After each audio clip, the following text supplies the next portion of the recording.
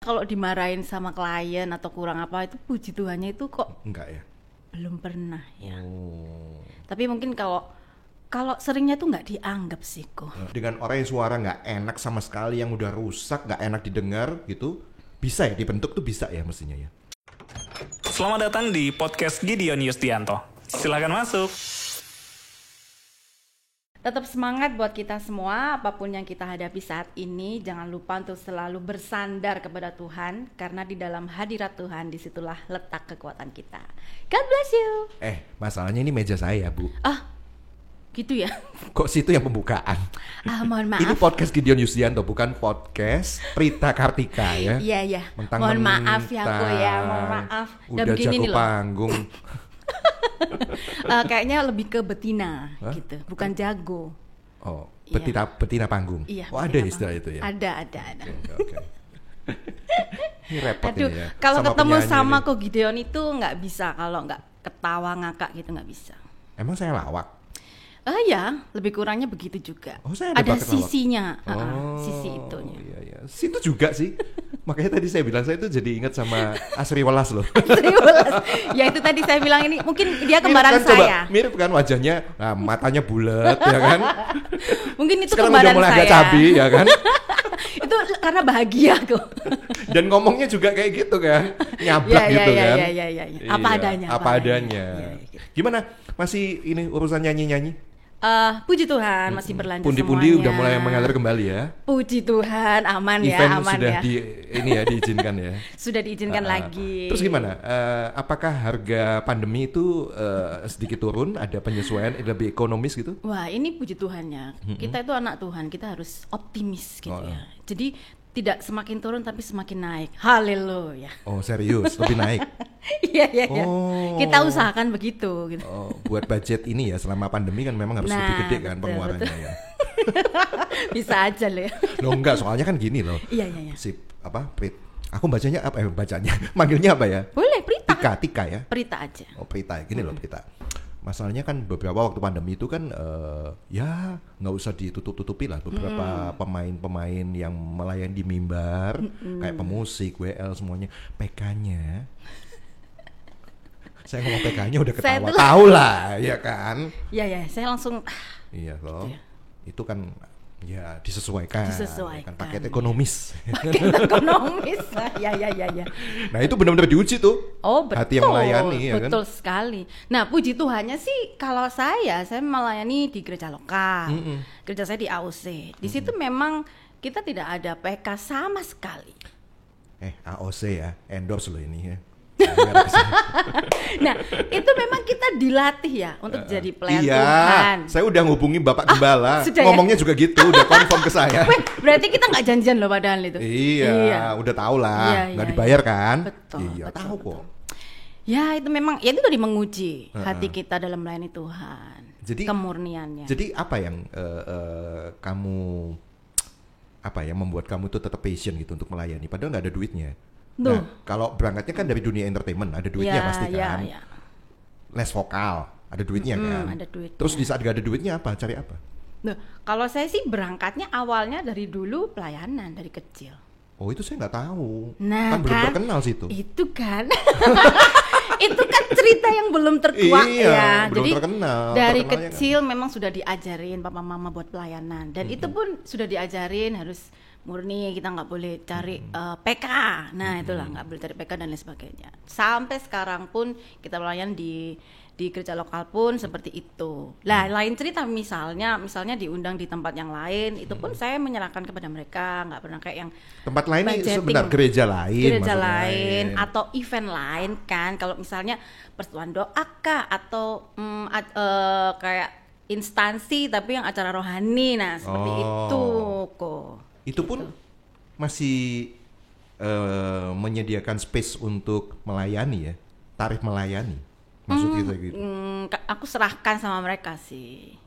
Serahkan ke mereka tuh maksudnya gimana? Ya maksudnya kayak budgetingnya terserah mereka, terbaiknya berapa gitu. Nah kalau terbaik menurut mereka tapi nggak terbaik buat kamu gimana? Ya nggak apa-apa. Ya sudah, kan kita melayani itu bukan karena mencari itu, tapi karena Tuhan itu loh sudah kayak gitu cintanya sama kita masa mau hitung-hitungan gitu sama Tuhan. Haleluya. Luar biasa. Ya itu kan yang mendasari kenapa kita melayani Tuhan. Kita tuh nggak akan bisa membalas. Enggak. Aku curiga kamu tetap ya bukan cari duit tapi cari popularitas. Ya itu sih memang sangat sensitif. Hah, ya. Sangat sensitif hal-hal itu. Karena kayak Betty kan Kak, beda tipis gitu. Karena biasanya orang yang tampil di depan itu kan memang sangat akhirnya kelihatannya seperti dia ini mau tampil gitu kan. Nah itu memang kita juga harus hati-hati. Bukan kita, misalnya aku nanya ke lu nih spesifik. Aku? Enggak. Serius? Penonton 1 gitu nggak apa-apa? Gak apa-apa. Gereja kecil gitu nggak apa-apa? Tidak apa-apa, karena sudah pernah. Gitu. Lah di sini nggak ada penonton grogi? Grogi? Nggak, ini beda Kak. Ini penontonnya kan banyak. Ini virtual, ini YouTube. Podcast. Iya. Ya, penontonnya nggak kelihatan, tapi banyak. Itu justru grogi. Kok bisa sih? Nggak tahu. Itulah kesalahan mungkin dalam diri saya. Ya enggak juga, bukan kesalahan. Memang beda sih, memang dunia broadcasting, dunia podcast, dunia panggung, stage. Ini harus belajar pada suhunya ini. Ya saya juga mau belajar pada suhunya tentang nyanyi. Aduh. Ajarin dong. Nyanyi yang tapi enak tuh gimana? Kok Gideon itu kalau dari ngomongnya ya, suaranya itu sudah merdu loh kok. Iya, beneran. Langsung saya melangit. Nah, bener, tinggal langsung disampaikan waktu nyanyinya itu seperti itu. Gitu. Tinggal kurang sombong ya. Boleh. Sombong tuh beda tipis sama pede kan, harus pede kan. Iya, itu Betty. Betty juga Betty. Kan. Iya. Gimana sih? Oke, saya punya modal. Terus apa yang saya mesti perhatikan? Kalau basic pasti pernafasan. Nafasnya itu. Kenapa? Latihan pernafasan maksudnya. Latihan pernafasan yang baik dan benar untuk menyanyi itu yang seperti gimana? Jadi step pertama saya harus latihan nafas. Latihan nafas. Kayaknya sama deh. Udah nafas kok. Kok mesti latihan? Kan beda. Ketika kita ngomong itu kan terpatah-patah kan kok. Kita nggak perlu nafas yang panjang. Enggak juga. Kalau saya lagi khotbah tuh butuh nafas yang panjang. Contoh. Banyak orang di saudara-saudara cuman cari harta di dunia, tapi kemudian harta dunia itu kemudian menguasai dia dan menjadi tuannya, akhirnya menjadi budaknya tanpa disadari. Neraka, saudara, neraka, tahu gak sih?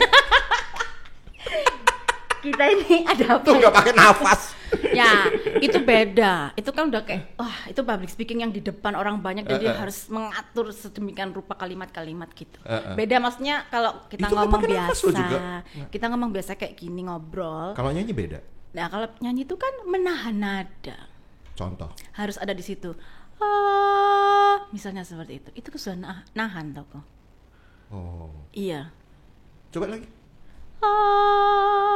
Nah, seperti itu. Kita harus latihan nafasnya gitu. Itu saya perhatikan tadi nafasnya gimana ya? Iya, kayak gitu lah. Tadi itu apa? Tadi itu nahan nafas atau gimana? Waktu tadi. Atau ngambil nafas? Pasti dia ambil nafas dulu kan. Kemudian kita nyanyi. Nah, itu waktu itu nahan. Iya, dia kan harus dorong. Otot-otot perutnya juga semua tuh bekerja, ikut menahan supaya vokalnya lebih solid, lebih bulat, terus juga bisa durasinya lebih panjang.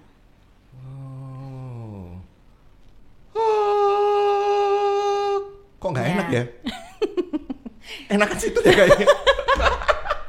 Ya itu nanti ada lagi lain namanya olah vokalnya sendiri. Jadi kan pernafasan dulu, setelah pernafasannya paham, lalu kita olah vokalnya dari rongga mulutnya kita, gimana caranya membuka dan lain sebagainya. Gitu. Soalnya saya kembali ke nafas itu karena nafas itu juga harus ada dinamikanya ya. Betul sekali. Buang, ambil gitu ya, dan terus keras pelannya gitu. Kapan harus kuat, kapan harus soft gitu. Butuh berapa lama kayak gitu? Kalau saya lah paling nggak ukurannya supaya jadi. Itu harus dipraktekkan dulu kok. Jadi nggak bisa diestimasi. Saya pikir udah ada estimasinya gitu. Kalau kamu kayak gini butuh sebulan. Tiap orang itu berbeda-beda gitu. Jadi gini, sekarang kan ngajar juga kan les vokal kan. Pernah nggak dapat murid yang menurut kamu, aduh, dikasih kayak gini, aduh. Pernah nggak dapat kayak gitu? Pasti pernah lah kok. Terus diterima nggak? Tetap diterima. terima. Jadi saya kalau terima murid itu hanya karena jadwalnya ketemu. Udah itu aja, sesimpel itu. Kalau kita nggak ketemu jadwalnya ya nggak bisa gitu. Walaupun kamu oke ya nggak bisa gitu. Iya, nggak bisa. Loh, Serius. Tapi kan effort banget ya melatih murid yang menurut kamu udah nggak bisa. Nah, kalau itu kan tapi justru disitulah kita ini di challenge ya kan. Wih, challenge. Lah iya dong. Lah kenapa orang belajar nyanyi ya? Karena supaya dia bisa nyanyi kan begitu. Tapi kalau misalnya dalam hatimu ngerasa bahwa ini nggak bisa, atau memang guru itu lain ya? Guru itu memang punya satu semangat pasti bisa kok gitu. Iya, gitu ya? Guru tuh harus punya semangat untuk membuat muridnya ini ada progres lebih baik gitu. Harusnya seperti itu, guru yang baik ya. Oke, harusnya gini berarti. Dengan orang yang suara nggak enak sama sekali, yang udah rusak, nggak enak didengar gitu, bisa ya dibentuk tuh bisa ya mestinya ya.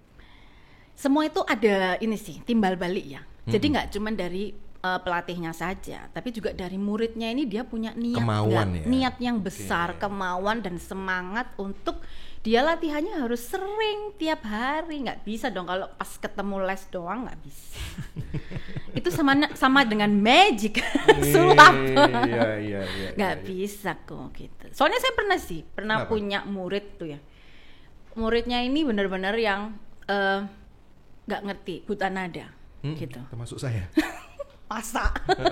Buta nada. Saya cuma buta nada saya. Tapi saya nggak buta rupiah. Itu kayaknya semua orang ya. Masalah semua orang. Oh, masalah juga. Itu masalah. Ya. Oke. Nah, terus buta nada. Ya, dia tuh buta nada, bener-bener yang kayak temannya nyanyi kemana, dia nyanyi kemana. Itu. Tapi saya tuh salut banget sama murid saya ini karena dia punya semangat itu tadi. Terus niatnya dia belajar untuk bisa nyanyi, bisa bener nadanya itu sangat besar, melebihi teman-temannya yang lain. Jadi termasuk attitude-nya dia juga bagus, misalnya datang itu nggak pernah terlambat seperti itu. Jadi selalu mendahului dan selalu semua itu partitur apa semua selalu bawa dengan lengkap. Jadi attitude-nya juga baik, terus niatnya ada. Dan sekarang apa yang terjadi? Dia sekarang udah jadi guru paduan suara. Serius. Awalnya rusak ya? Dia nggak ngerti nada. Dia nggak ngerti nada ya? Serius. Dan itu pun saya juga merasa kaget juga gitu. Itu hasil latihan dari kamu, mentornya gitu? Waktu itu kan salah satu murid paduan suara kan. Jadi sempet karena kita sering latihan kan untuk event-event, untuk lomba. Nah dia tuh sampai saya nggak ikutin untuk yang event lomba karena memang kan suaranya masih kemana-mana gitu. Sampai sering waktu, waduh dia nih nyanyi keras dikit gitu kan false. Itu kalau saya jadi ini mungkin denger ya dia ya. Terus saya sampai nyamperin dia, saya bilang kecilin suaranya, kecilin volumenya, saya bilang gitu supaya nggak kelihatan false gitu kan. Tapi dia tuh benar-benar walaupun saya marahin, saya tegur itu nggak pernah sakit hati. Nah itu hati-hati yang seperti ini kok yang bisa yang bisa diajar, dia bisa menerima masukan, nggak marah, nggak tersinggung, tapi semangatnya tetap membara. Itu orang-orang yang seperti itu yang pasti jadi. Iya. Termasuk apalagi kalau selanjutnya dia itu melayani Tuhan ya. Attitude itu kan penting kan? Nah, attitude penting sekali. Ya? Itu kayak menurut saya sangat penting. Ketika kita bisa punya skill, kemampuan, kepandaian apapun, tapi ketika attitude-nya nggak baik juga kita nggak akan pernah dipakai gitu sama orang. Gitu. Tapi di satu sisi kan tadi saya bilang bahwa ya beda tipis kan antara sombong dan pede ya. Iya. Seorang penyanyi, seorang yang tampil di depan stage kan butuh pede nih gitu kan. Yes. Tapi orang lain mungkin sombong. Nah ini gimana ini? Kalau menurut saya itu kembali ke hati kita ya. Karena kalau kita melakukan sesuatu, orang itu bisa merasakan dengan hatinya gitu. Ketika orang itu perasaannya mungkin dia lagi happy, orang bisa merasakan happy-nya. Ketika orang itu marah mungkin hatinya, orang bisa merasakan kemarahannya walaupun nggak ngomong gitu kan. Orang misalnya lagi sedih, orang juga bisa merasakan kesedihannya. Nah orang yang lagi hatinya sombong, pengen show off, orang juga bisa merasakan itu. Sepeka itu ya Anda bisa menilai ya? Yes. Luar biasa. Puji Tuhan. Iya. Iya kan itu audiens bisa menangkap itu gitu loh. Iya. Oke. Saya nggak bisa bayangkan kalau misalnya tampil Terus seorang Prita Kartika masih diomelin sama IO, masih diomelin sama apalah gitu ya, penikmat yang kurang ini gitu ya. Gimana, marah nggak? Lu kan tahu ya, gue ini juara The Voice. Enggak. Puji Tuhannya ya. Puji Tuhannya kalau dimarahin sama klien atau kurang apa itu puji Tuhannya itu kok Enggak ya? belum pernah ya. Oh. Tapi mungkin kalau seringnya tuh nggak dianggap sih kok. Nggak dianggap maksudnya gimana? Maksudnya Contoh. nggak dianggap ya. Misal kita udah tanya, ini kita perlu ruang make up nih gitu kan. Sudah bisa nggak disediakan ruang make up apa gitu? Karena mungkin waktu itu jobnya mungkin bukan dari IO tersebut gitu kan. Jadi kayaknya kita itu kayak dibiarin aja nggak dikasih ruang make up yang kayak gitu-gitu. Aku yang jadi ini apa namanya? Pemimpin IO-nya, sombong, ruang make up segala macam, nggak usah make up. Ya gitu, akhirnya dibiarin, ya sudahlah, ya kita ngikut aja di sini ya bareng dancers ya. Oh tidak apa-apa, nggak apa-apa, nggak masalah. Yang penting kita bisa melakukan tugas kita hari itu dengan baik gitu. Yes, humble itu kuncinya kan. Itu yang memang Tuhan Yesus ajarkan buat kita semua kan, dan saya pun juga harus terus belajar gitu tentang itu. Oke. Terus kok nggak ikut kompetisi yang lain gitu setelah The Voice? Aduh. Kok nggak ada challenge-nya gitu? Rasanya itu. Kenapa? Kok sudah tua gitu? Wah. Sudah tua kok. Kalau nyanyi nggak ada yang soal tua mah. Oh gitu ya? Banyak veteran-veteran nyanyinya tambah lebih oke. Enggak. Lebih tepatnya sih mungkin lebih sibuk untuk saat ini ya, lebih ke mengajar, mungkin nyanyi-nyanyi event-event. Kan suka ikut lomba-lomba, kan ceritanya kayak gitu kan. Saya ikut lomba itu dari kecil kan. Nah makanya, sampai berapa ratusan udah ya? Sampai tak terbilang. Nah, itu akhirnya baru Tuhan mengizinkan lolos acara talent search itu ya, The Voice itu. Nah makanya kok nggak, itu kan belum sempet yang maksimal, belum sampai puncak lah. Ya maaf ya, belum juara 1 kan. Oh iya, tapi puji Tuhan. Kok nggak dikejar lagi? Enggak lah, saya tuh sudah merasa cukup ya. Wis. Kadang kita tuh perlu ada rasa cukup. Iya. Dan kita harus perlu tahu rencananya Tuhan, kehendaknya Tuhan ke depan buat kita tuh apa. Apa coba? Ya, kalau menurut saya saat ini loh ya. Kalau saat ini ya saya mengajar, saya melayani Tuhan, salah satunya juga yang project yang True Story itu. Oh iya. Jadi harus. Prita ini punya satu project namanya True Story. Jadi dari kesaksiannya orang, lagunya orang dinyanyiin sama Prita gitu ya. Betul sekali. Jadi membolehkan juga pencipta lain ya. Iya, ini bebas untuk siapapun. Asal pokoknya di balik lagu itu ada kisahnya gitu ya. Di balik lagu itu harus ada kisahnya dia tentang kebaikan Tuhan gitu. Memang terciptanya lagu itu karena sebuah kejadian gitu. Kejadian yang Tuhan tolong gitu. Iya. Kalau nggak ada ceritanya ya maaf. Ya namanya bukan true story. Sesimpel itu. Oke. Iya. Jadi oke lah gitu, maksudnya enough is enough gitu ya. Maksudnya nggak juara 1 nggak apa-apa, nggak juara 1 nasional nggak apa-apa gitu kan. Tapi secara pendapatan sayalah juaranya. Malaikat juga tahu. Amin. Juga tahu. Ini doa yang sangat baik ya. Doa orang yang benar ini besar kuasanya. Betul. Apalagi 2-3 orang berkumpul ya. Tuhan Yesus hadir. Iya. Amin Tuhan. Template ya kata-katanya ya. Ya kan gimana lagi, memang kita baca firman tiap hari. Ya kata-katanya ya firman Tuhan semua. Iya. Oke. Ini Prita Kartika sekarang kan juga punya anak. Iya. Ya kan. Tetap menjalankan fungsi sebagai istri? Oh pasti dong ya. Pasti. Lebih sibuk dong? Pasti. Masih sempat masak? Oh kalau itu enggak. Kenapa? Jadi karena kalau dari awal pernikahan ya, memang sudah tahu sih suami saya kalau saya tuh nggak terlalu bisa masak gitu. Terus ya maaf ya, kan ada pepatah Jawa kan. Iya. Kalau wanita itu apa? Bibit bobot bukan. Bebet apa bukan ya? Wanita. Oh wanita. Masak. Oh masak macak mana? Nakal. Kan kayaknya nggak lengkap gitu kan. Iya. Tapi macak bisa kan? Oh sangat masak, bisa. Kan ini kan masak gitu. Masak lumayan ya. Loh, tadi katanya tapi enggak. Dikit. Tapi ya dikit sih. Persentase mungkin 20% ya. Itu masak Indomie sama goreng telur, masak air. Saya juga bisa, Bu. Nggak perlu itu jadi kan. wanita kalau itu. Ya lumayan lah sayur asem gitu, tumis-tumis bisa. Cuman masalahnya itu memang kendalanya di waktu. Waktunya memang banyak dikasihkan memang untuk vokal gitu ya. Jadi benar-benar waduh, mohon maaf ya. Jadi memang semua itu tidak ada yang sempurna gitu loh. Betul. Kita nggak akan bisa mengejar semua ini jadi sempurna, itu nggak akan bisa. Dan suami nggak protes? Enggak. Malah Saya support tuh ya? bersyukur ya. Suami saya tuh menurut saya dia memang cerewet ke saya ya, tapi dia Dalam tuh orang hal? yang sangat baik dan sabar. Cerewet dalam hal? Apapun ya, kayak sehari-hari tuh banyak cerewet. Apapun. Biasanya cewek yang lebih cerewet dari istri ya? Nah, ini kadang kayak kebalikannya gitu loh karakternya itu. Saya tuh orangnya malah lebih cuek gitu. Oh, saling melengkapi ya. Iya, betul. Jadi saling melengkapi lah.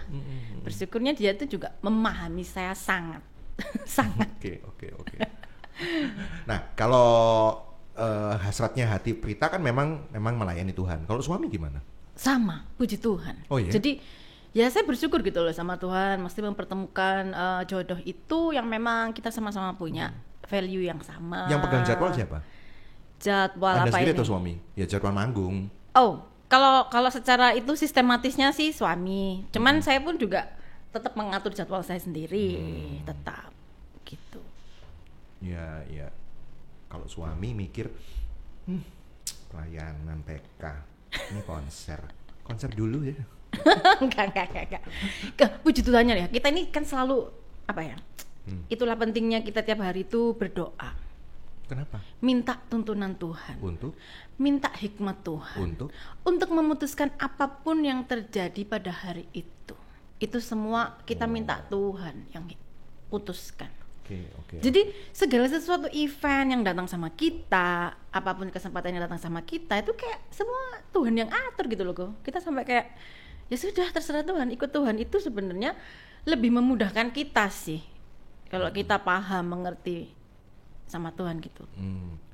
Nggak tahu ya, kesan saya tuh image-nya kalau pelayanan tuh ya seadanya, sebisanya gitu loh. Tidak kok, justru kita tuh harus berikan yang the best gitu loh. Itu buat Tuhan loh, bukan buat manusia, bukan buat jemaat, bukan buat gembala. Itu buat Tuhan. Nah, kadang kita lupanya itu. Dipikir kita pelayanan itu untuk supaya dilihat orang. Padahal kan pelayanan itu benar-benar audiensnya kita siapa? Tuhan. Iya. Jadi tujuannya orang pelayanan biasanya kan yang pertama, oke lah kalau nggak ada duitnya setidaknya dilihat orang banyak lah gitu ya. Ya kan? Terus yang kedua ya oke lah duitnya banyak lah gitu. Nah, terus kalau nggak ada dua-duanya gimana? Nggak ada itu ya. Motivasinya beda ya kayaknya udahan. Udah diuji bener-bener di situ? Sangat. Oh ya? Ya. Jadi puji Tuhannya, puji Tuhan lagi. Maksudnya untuk masalah uang ya, apalagi uang ya aku ya. Tadi kan waduh. Semua gara-gara uang. Semua itu gara-gara uang. UUD, ujungnya duit ya. Jadi memang firman Tuhan pun sudah berkata kalau misalnya janganlah mencintai uang. Karena akar kejahatan itu karena kita cinta uang. Tapi apa-apa butuh uang masalahnya. Bukan, yang nggak boleh itu cinta kok. Bukan kita memang perlu uang, tapi yang nggak boleh itu cinta. Karena kalau udah cinta itu kan mentok gitu. Cinta mengalahkan segalanya. Iya, cinta itu kuat seperti maut. Nah ya kan, cinta itu kuat seperti maut. Kalau udah cinta bahaya. Kita tetap butuh uang, tapi jangan sampai cinta. Oke. Gini. Aku udah tahu lah, udahlah wis. Misalnya oke lah saya anggap memang hati situ memang untuk melayani lah gitu ya. Tapi kadang-kadang ketulusan kita itu dimanfaatin sama orang gereja. Iya. Kok jadi ketawa, Bu? Pernah ngalami pasti kan? Iya. Saya Gimana kalau begitu? Ayo. Ungkapkan pelepasan. Mari kita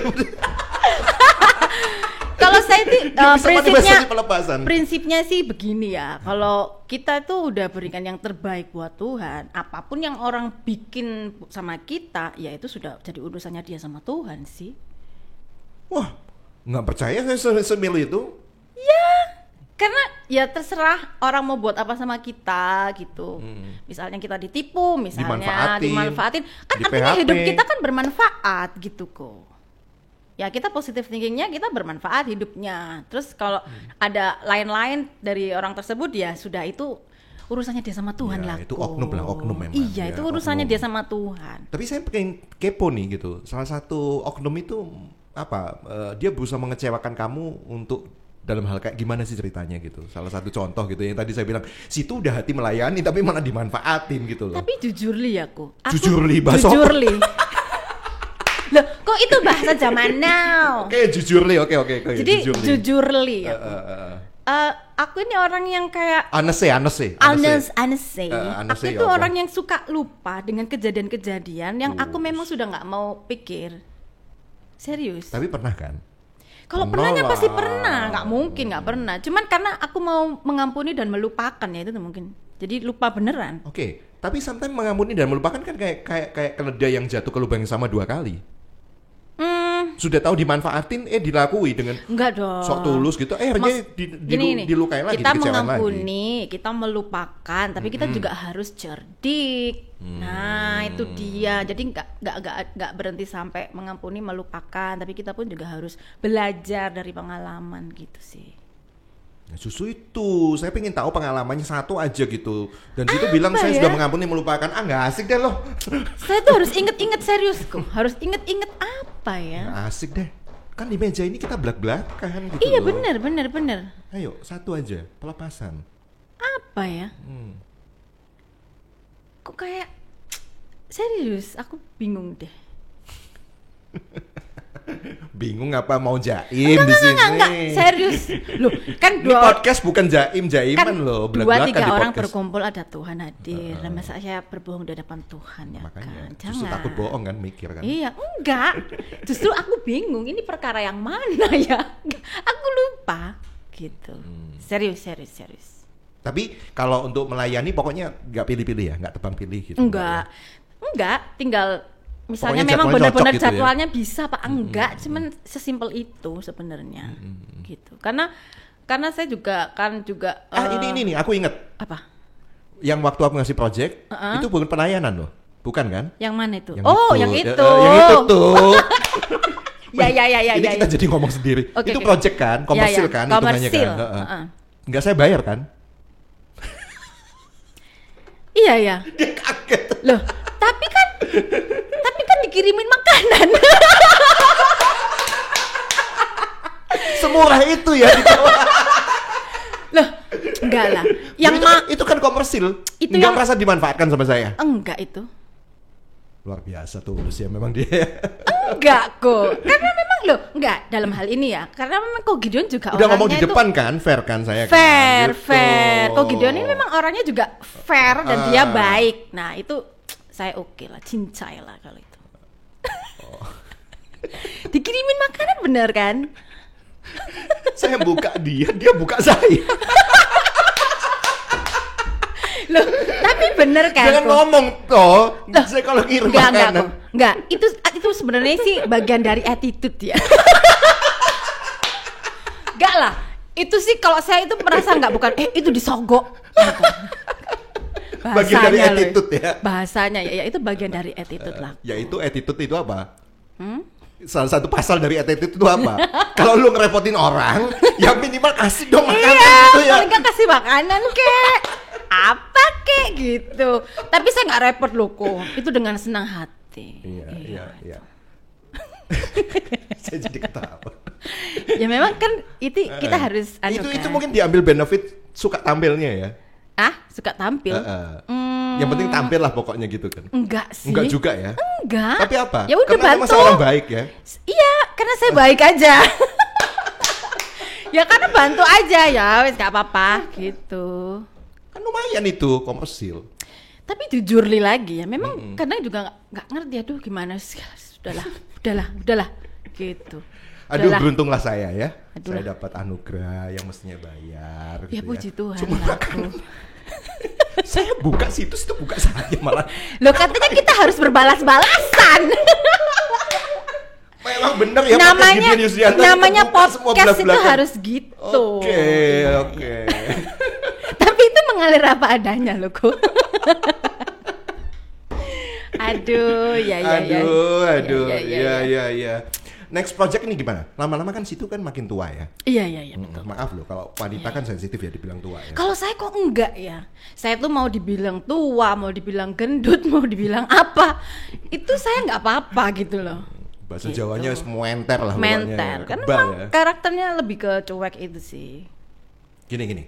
Maksud saya gimana keartisan, ketokohan, entertainment itu kayak masih memandang terikat dengan faktor usia. Iya betul. Artinya lama-lama semakin tua ya maaf ya, bahasa kasarnya nggak laku. Nggak laku. Iya betul.